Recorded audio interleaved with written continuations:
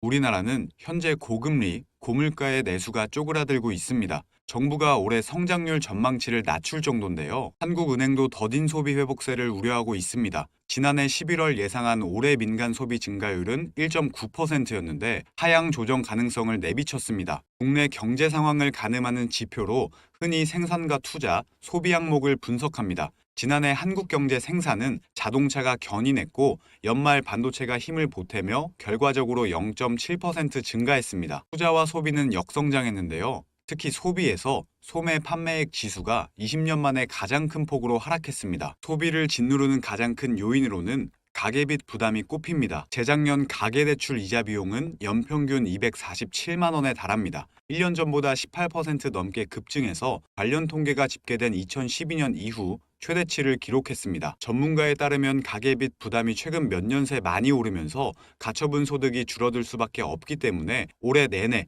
소비 심리가 살아나기는 어려울 전망이라고 전했습니다. 지난해엔 수출 부진으로 발목이 잡혔던 경기가 올해는 내수 위축 때문에 흔들릴 수 있다는 우려도 나옵니다. 하반기에도 침체를 벗어나지 못했는데 고금리와 고물가 속에 소비자들이 지갑을 닫고 있는 겁니다. 특히 옷이나 신발 같은 당장 아낄 수 있는 품목부터 소비가 크게 줄면서 실제 문을 닫는 점포들이 늘고 있습니다. 실제로 옷가게들이 많은 마포, 홍대, 용산, 이태원 등을 가봐도 임대 문의라고 붙어있는 문 닫은 점포들을 쉽게 찾아볼 수 있습니다. 인근 가게 상인들은 월세 내기도 벅차기 때문에 주변 가게들도 많이 빠지고 있는 상황이라고 전했습니다. 신발이나 의류, 잡화상점이 많은 지하상가도 여전히 유동인구는 많지만 매출로 이어지는 사례가 많지 않다고 하는데요. 실제로 소비 동향에서도 옷과 신발 등이 들어가는 준내구재 소비 감소가 지난해 하반기부터 두드러지고 있습니다. 생산이 반등한 지난해 4분기 특별한 악재가 없는데도 사람들이 지갑을 닫는 이유로는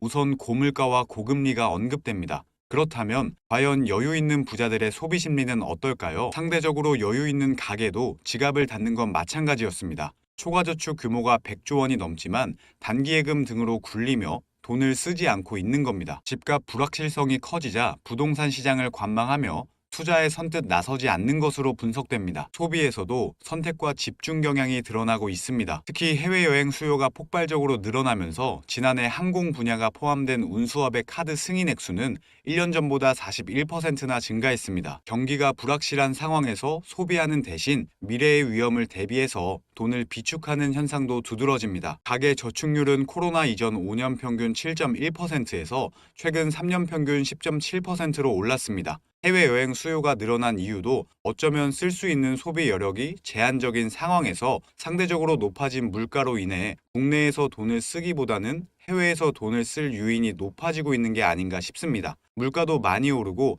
경제도 앞으로 좋아진다는 보장도 없기 때문에 소비 심리가 더 위축되는 것 같은데요. 그럼 오늘의 한마디를 끝으로 영상 마치도록 하겠습니다. 오늘의 한마디는요.